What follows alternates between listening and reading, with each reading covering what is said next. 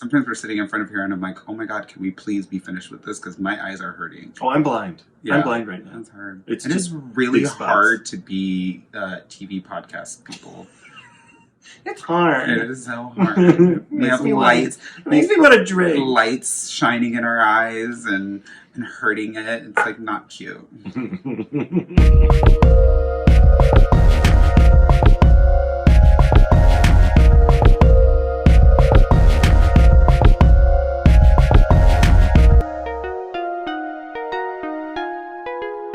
Hi everyone, and welcome to another episode of Relationshit, our weekly after show about our podcast, Relationshit. We, of course, are your hosts, the Bertellis. I am Marko. And I'm Tony. And it is another Wednesday.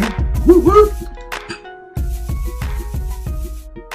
And really quickly, it is the day after Tony's 38th birthday, so join me in wishing Tony a happy birthday. I can hear them. Yeah. Did you have a good birthday? I had a wonderful birthday. The real party is happening later this week, but he did get older. As you do. Yeah, and we were so excited to celebrate. So thank you all for the social media love and highlighting this birthday boy. Go to Instagram and show him that you care. We appreciate it. That being said, it is Wednesday, which means that we had another episode of Relationshit. This week's episode was a no-no. And we essentially were talking about the relationship don'ts, like things that are like really not fun to do, especially within gay relationships, because gay relationships are very particular in a way that we are two men, right? So when you're we're two women, and those differences that work within a straight relationship, those gender roles sometimes are not as defined in a gay relationship. And so it's kind of challenging to navigate the relationship in a super healthy way. And so we kind of went through, 28 things gay and bi men should not be doing in their relationship. And that was fun. So to add to that conversation, this week, Tony and I went to onelove.com, which is actually, joinonelove.org. It is One Love. And I've actually come to love this website. I think it's just so positive and exciting and very lovely and I don't know, it's very timely and accessible and it's all the good juju and the good warm fuzzies that you want with any kind of article that you read, which is great. So there was this amazing article written by a writers core member by the name of Vivian Todini. And the article is Same-Sex Couples, How to Strengthen Your Relationship. I love this first paragraph that says there is a fallacy that somehow LGBTQ plus relationships are different than straight relationships. But whether gay, straight, trans, or any other combination, when two people come together to date or to get serious, they face the same highs and lows that surface in any relationship.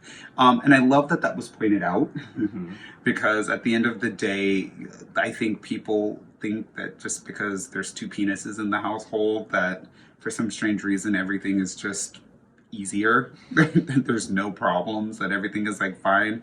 And I'm here to tell you that is not the case ever. Definitely not. Ever. But that being said, there are ways to work it out. I really enjoyed this article. One of the other paragraphs says very often LGBTQ plus people have external stressors that can affect their relationship. Isolation, including being rejected by family members, friends, co-workers, deciding who to tell that you are in a same-sex relationship, coping with assumptions and stereotypes, knowing when it is safe to hold your partner's hand in public and when it's not, and a host of other challenges can derail or strengthen a couple. Which I read that and I was like, holy shit, that is super powerful. Because it is, those are everything that on a day-to-day basis that you just take for granted, because if you're a heterosexual couple, you never have to think about things like that. But we do on a continuous basis. Yeah. She goes on to say that, so when the world feels a little tough, here are a few tips to create the loving space for your LGBTQ relationships to grow and blossom. And I'll let you take it from there. Sure. So the first one is to respect your differences. And this talks about if you're in different places as far as coming out or who you're out to. And it says that, while you may be really excited to share your significant other with your family, they may be feeling anxiety about coming and seeing your family because they're not out to their own. And so it just talks about how coming out is a personal process, and that you don't both have to be in the same place, that you just need to talk about it. Sure. I love that. Number 2 is finding community. So sometimes it's really hard and isolating being queer. And so it talks about like building more of a life, right? So finding your community, finding either your family people who can support your relationship, or your friends, or an advocacy group, just to really deepen your relationship by asking for support. Yeah. And then taking a news break, which I'm sure you loved this one. I adored it. I think it's very healthy for people. I've been on a 20-year news break, and I can't tell you how happy I am. But it talks about like how there can be negativity in the news, and how you'll see in the news where people are trying to take back rights that we have.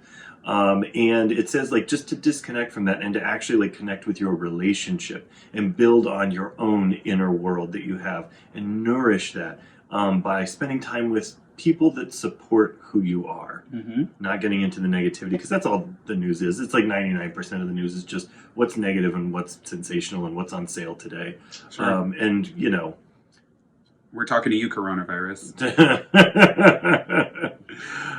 The next one is to just be safe. And this one always breaks my heart that we actually have to do this. But this is about like judging your environment and determining the level of affection you can show, right? So even as simple as holding a hand or hugging instead of kissing to saying hello, and whether you can hold hands under the table in the restaurant. Like I really hate that we have to get into this, but it is important, and it is important to make sure both people feel the same level of comfort and safeness.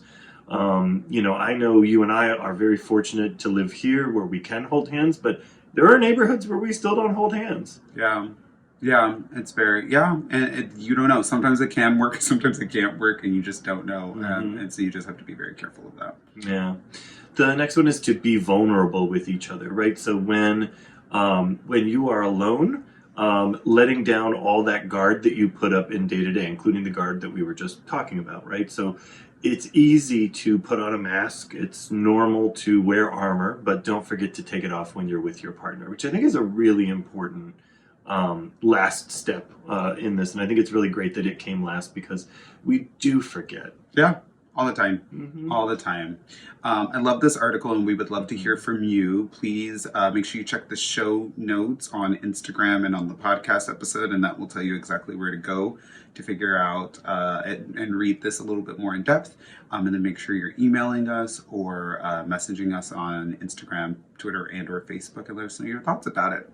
That's going to do it for this week's episode of Relationshit. Thank you all for watching as we've talked more about this week's topic from the podcast. Make sure you visit our website, podrelationshit.com, for more content and information about the podcast. And while you're there, fill out a listener situation or email us at relationshipquestions@gmail.com.